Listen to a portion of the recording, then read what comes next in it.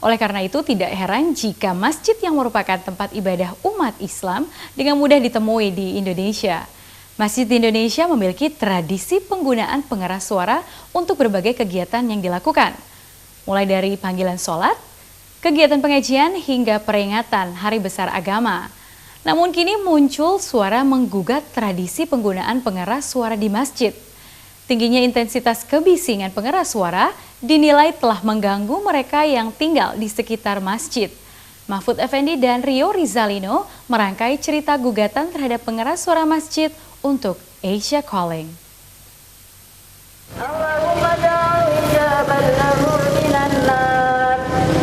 Siang itu, Rafiah azan bersama sekitar 20 orang anggota Majelis Taklim At-Taqwa menggelar pengajian rutin mingguan di Masjid At-Taqwa di Bilangan, Jakarta Timur.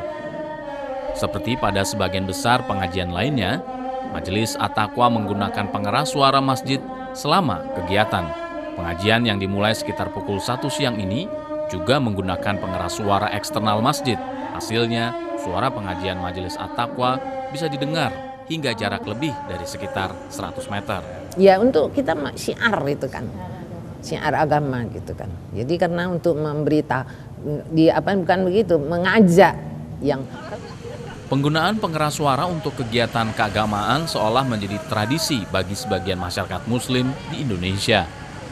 Namun tradisi penggunaan pengeras suara mulai digugat. Gugatan tersebut datang dari kalangan umat Islam sendiri. Salah satunya Geis Khalifah. Ketua Umum Nazir Masjid Jami Darussalam ini menggugat kebisingan yang berasal dari pengeras suara atau biasa disebut masyarakat dengan istilah toa masjid. Persoalannya oleh Bu Yudhanam itu ada kebisingannya itu. Jadi toa itu kan ada ukuran desibelnya ya. Yang paling standar maksimal itu 45 desibel. Yang dipakai oleh masjid-masjid kita itu mungkin lebih, bisa sampai 60 gitu. Tidak semua penggunaan toa masjid digugat Geis. Penulis buku Islam Tanpa Toa ini hanya menggugat penggunaan toa masjid selain untuk azan sebagai panggilan sholat.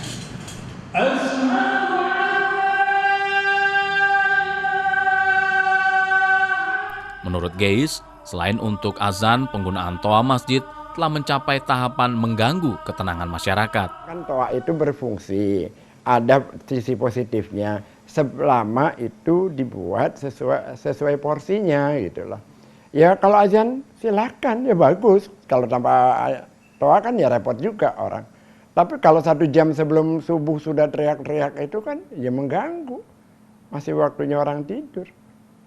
Sebatas azan atau pengajian, ya cukup pakai internal speaker di dalam masjid saja. Tidak perlu pakai di toa yang diperdengarkan ke seluruh lingkungan.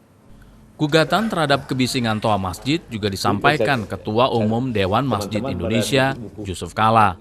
JK menilai perlu adanya pengaturan mengenai penggunaan toa masjid selain untuk azan. Yang penting kan ada 2 azan yang mutlak, ya kan? Kalau pengajian itu tentu boleh, tapi jangan terlalu panjang, dan kedua jangan lewat tape recorder, harus langsung. Ini yang kita akan atur, bahwa kedua kan hukum Islam kita itu masjid kan itu memanggil kira-kira sampai 40 rumah gitu kan. Jangan artinya tidak perlu terlalu keras. Karena kedua kalau masing-masing keras, masing-masing masjid itu kan tabrakan suaranya kan. Nah, jadi harus dibatasin sehingga sesuai dengan jamaahnya lah. Meskipun baru tahapan rencana, keinginan Yusuf Kala mengatur penggunaan toa langsung menuai reaksi. Iya, saya kurang setuju kalau dibatasi demikian gitu. Ya Ibu, kita lah gitu. Kita kurang setuju kalau dibatasi demikian gitu. Kenapa Ibu baca? Ya itu tadi alasannya, cuman untuk syiar untuk agama Islam kan gitu kan. Jadi di masjid itu juga memeriahkan masjid ya, mengagungkan masjid. Penolakan rencana pengaturan penggunaan toa masjid juga datang dari organisasi masyarakat.